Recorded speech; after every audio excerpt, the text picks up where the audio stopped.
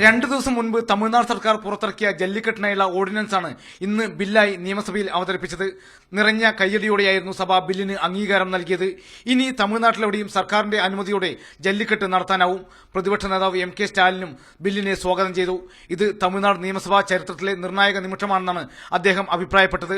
അതിനിടയിൽ യുവാക്കളോട് സമരം പിൻവലിച്ച് സമാധാനത്തോടെ മടങ്ങാൻ രജനീകാന്ത് വാർത്താക്കുറിപ്പിലൂടെ ആവശ്യപ്പെട്ടു. നിങ്ങൾ നടത്തിയ സമരം ഇന്ത്യൻ ചരിത്രത്തിൽ തങ്കലിപികളിൽ എഴുതപ്പെടേണ്ടതാണ്. അത്തരമൊരു സമരം നടത്തിയ നിങ്ങൾ അതിന്റെ മഹത്വം കളയാതെ സമാധാനമായി ഇരിക്കണമെന്നും രജനീകാന്ത് അഭ്യർത്ഥിച്ചു.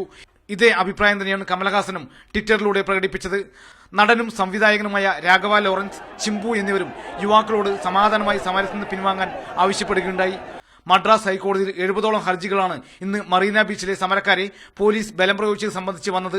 എന്തുകൊണ്ടാണ് സമാധാനപരമായി സമരം ചെയ്യുകയെന്ന വിദ്യാർത്ഥികളെ നിങ്ങൾ ബലം പ്രയോഗിച്ച് നീക്കം ചെയ്തതെന്ന് കോടതി ചോദിച്ചപ്പോൾ കഴിഞ്ഞ വ്യാഴാഴ്ച വരെ സമരത്തിൽ വിദ്യാർത്ഥികൾ മാത്രമായിരുന്നു ഉണ്ടായിരുന്നതെന്നും പിന്നീട് സമൂഹ വിരുദ്ധർ നുഴഞ്ഞു കയറിയിട്ടുണ്ടെന്നുമാണ് സർക്കാർ അഭിഭാഷകൻ മറുപടി നൽകിയത്.